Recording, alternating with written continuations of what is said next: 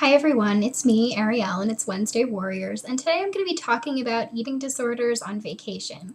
Now, by this, I don't mean eating disorders that have gone on vacation. I mean dealing with an eating disorder while you're on vacation. That was my not so subtle attempt at humor. Anyway, I do have some good suggestions, or what I think are good suggestions for this issue. And I'm going to read you quickly from a post I did on my blog last year. I had a friend email me telling me that her boyfriend loves food and he knows about her eating disorder, but they're planning a bunch of trips and he wants to eat out all the time and she's just not comfortable with that.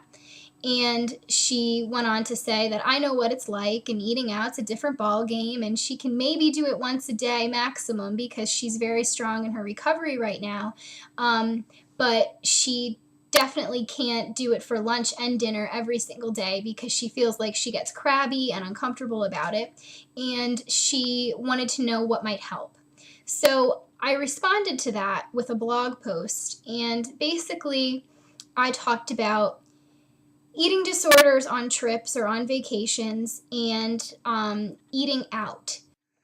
It is something that a lot of people in recovery can get antsy about. And if you don't plan for it, it can really take the joy out of being on a trip.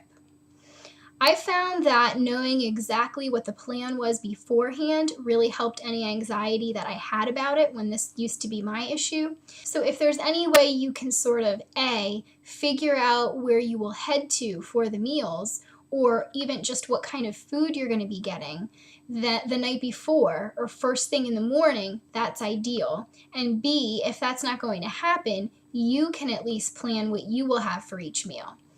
I know for some people, it might be better to have them go out of their comfort zone and forget about planning and forget about being so ritualized with this. But I do know that on vacation, there are a lot of things that are going to be thrown to the wind, and a lot of the ritual and routine is gone. So if you have to compensate by planning and preparing, I don't think that's being too structured, especially depending upon what your eating disorder is. I don't think that you have to plan out every item in your meal. And I'm certainly not telling you to count calories and figure out what you're going to eat in that regard. Um, but for example, if you can know ahead of time what kind of food you're going to be having. So maybe you say that you're going to eat Mexican food, or you're going to go to a place for burgers, and you know that ahead of time. I think a lot of it is adjustment. And if you don't know till 10 minutes before you sit down in a restaurant what kind of food you're going to be having or what kind of place you're going to be going to, it's that much harder for you to become acclimated and become comfortable and be able to eat without having that anxious feeling. So if you can know that, that's good.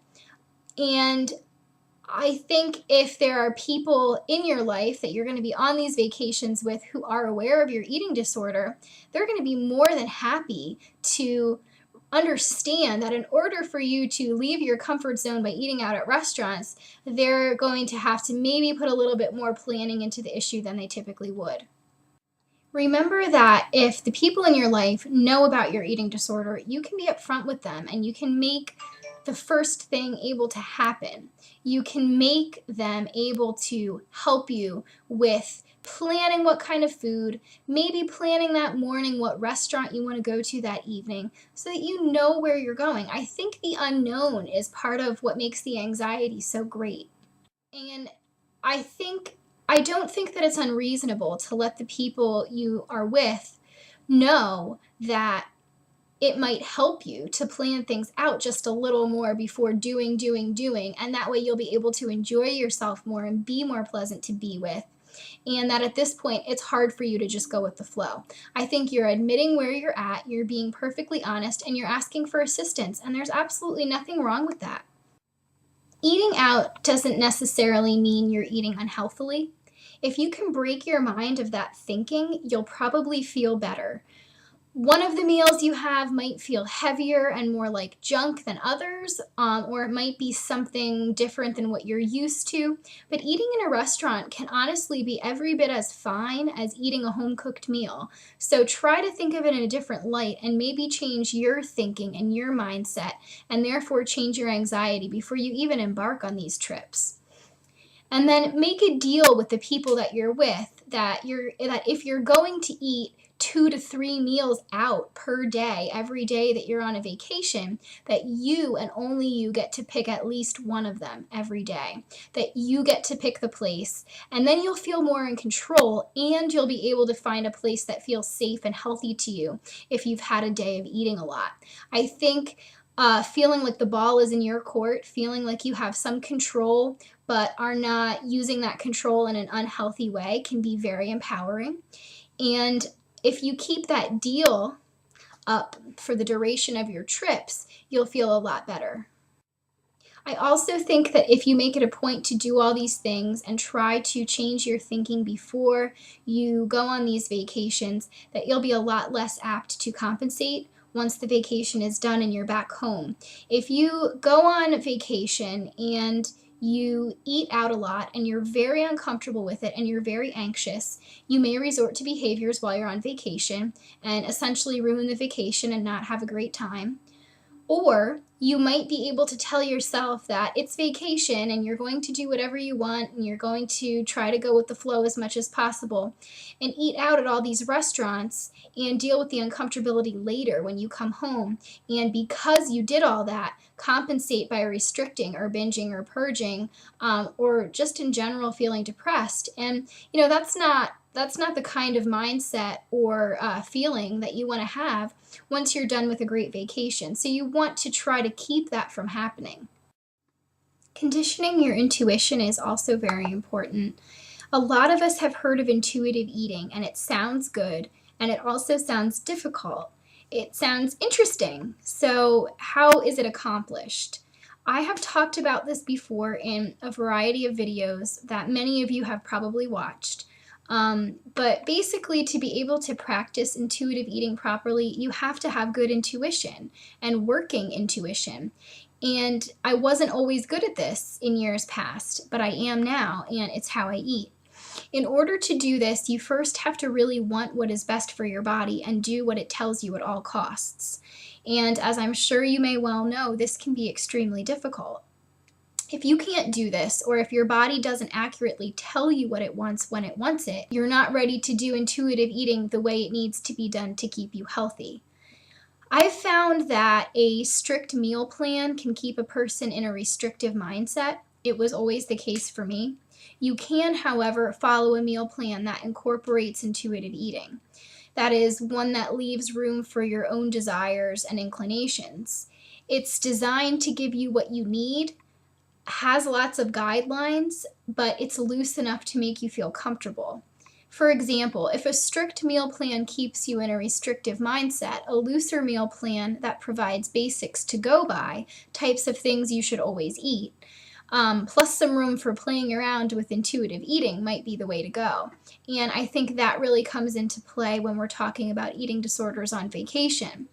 The bonus to this approach is that you slowly learn your body and its responses and are able to listen to yourself without worrying if you're going to go crazy and have major setbacks. I'm not a nutritionist, but I would suggest integrating intuitive eating into a regular food plan so that you can get the hang of it and be ready to try it in the future if you're ready and able. There are some people who rave about intuitive eating and say it's always the way to go. And there's nothing wrong with it, but it's not for everyone right away. It takes a lot of practice. Relying solely on intuitive eating right from the start might not be a good thing.